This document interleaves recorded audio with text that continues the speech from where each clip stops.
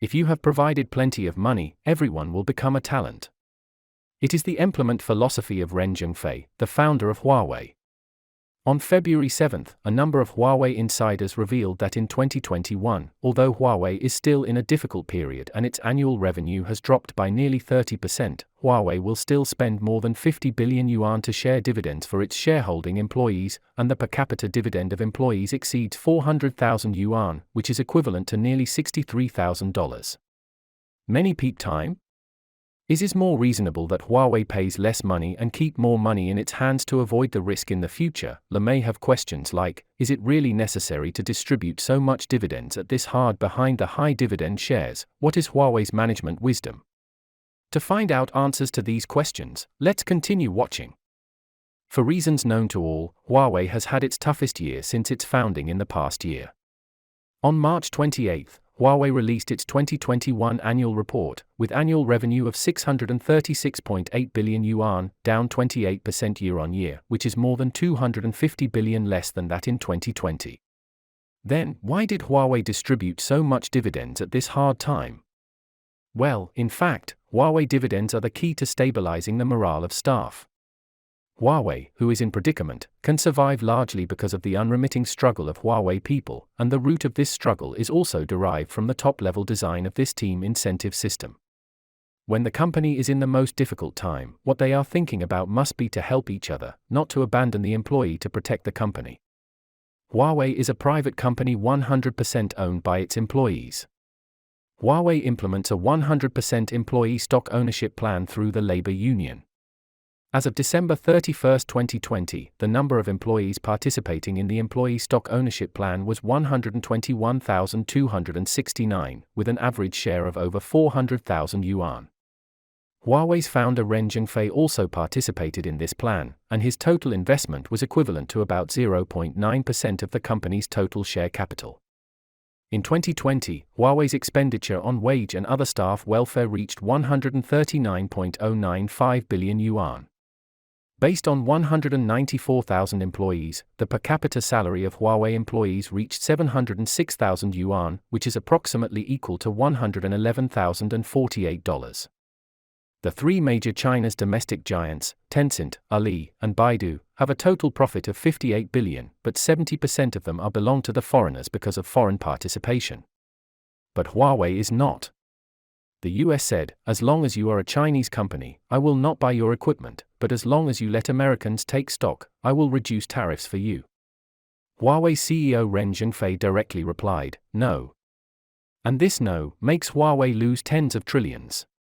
Therefore, Huawei is a 100% Chinese company with no foreign participation, and it is the only Fortune 500 company that has not been listed for money. Huawei is developing from a small and micro company with a registered capital of only 20,000 yuan to a multinational enterprise with more than 190,000 employees, which is largely due to the penetration and evolution of the employee stock ownership system throughout the development process. Huawei's so-called wolf culture or struggler culture also essentially stems from the sharing of wealth. In 1987, when Huawei was established as a private enterprise, it is said that the founder Ren Zhengfei had only 3,000 yuan, which is approximately equal to $472 at the time, and he had to attract some like-minded people to raise funds to maintain the operation of Huawei.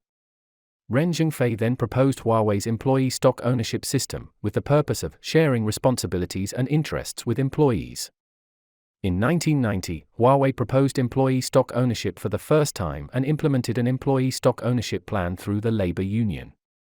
Since then, Huawei has implemented the reform of the equity incentive mechanism many times, and stock dividends have become an important source of employee income. It is stipulated that employees who have been employed for 1 year can spend money to purchase the company's stock. The amount that can be purchased is related to the rank. The purchase price at that time was set at 1 yuan, and even joint ventures established by Huawei and external companies were eligible to purchase. This system once triggered a wave of personal business loans within Huawei. A large number of employees borrowed from banks to pay for the purchase of company stock. Until 2010, Huawei's practice was stopped by the China Banking Regulatory Commission due to financial concerns. For Huawei, this approach is much better to solve the financial problem of not going public. Employees buy stocks to bring a lot of money to Huawei, and the company's annual dividends allow employees to enjoy the rewards of development. It is through this method of internal financing that Huawei achieved rapid business growth before 2000. However, due to illegal transactions in some places, the practice of internal employee shares was also stopped by the relevant departments. Huawei's system of 1 yuan for 1 share continued until 2001, and internal shares held by employees began to be gradually replaced by virtual shares. Virtual shares enjoy dividend rights, but do not have voting rights, and are not the actual equity. However, as Huawei continues to grow and develop, the disadvantages of virtual shares have also emerged. A large number of Huawei's shares are in the hands of old employees. Even if they don't work hard, they can enjoy large dividends every year. This way of distribution of interests makes the vested interests lose their motivation to fight. In 2008, Huawei adjusted the virtual share system and implemented a saturated allotment system, that is, after reaching a certain quota, it will no longer grant virtual shares. This is also to solve the problem of benefit distribution between new and old employees and attract more talents to join. Nowadays, Huawei has begun to implement a parallel incentive scheme for virtual shares and TUP, Time Unit Plan. The TUP plan was started in 2013. The purpose is to allow employees to obtain dividend rights corresponding to a certain number of options without spending money to buy stocks. The dividend rights are unlocked year by year within a limit of 5 years. After the full dividend is obtained after 5 years, the option settlement will be cleared, and the distribution will be redistributed according to the employee's rank and performance. In 2019, under the pressure of US sanction, Huawei lost a lot of employees. The ESOP 1 plan, Employee Stock Ownership Plan, was implemented again internally. Like employee-owned stocks, they were purchased with the same money and participated in dividends every year. The difference is that after 5 years of employment, the stock can be retained. This decision is considered by the outside world to retain the talents. Huawei's equity incentive system has been continuously upgraded and fine-tuned during its evolution, which not only helps the company solve financing problems and tide over difficulties, but also plays a virtuous cycle of employee incentives. In contrast, internet companies also have a tradition of issuing stocks and options to employees, but internet companies' stock realization method mainly relies on listing or exit, rather than dividends. Therefore, the listing of every internet giant brings a feast of wealth, both Alibaba and Xiaomi Group. However, there is great uncertainty about whether the company will go public. Instead, Huawei pays dividends every year, and the benefits are even more impressive.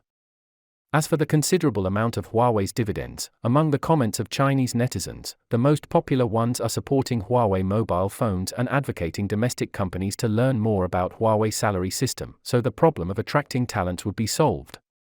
This question is really worth thinking about. When the company is in the most difficult time, what they are thinking about must be to help each other, not to abandon the employee to protect the company. Well, thanks for listening. See you next time.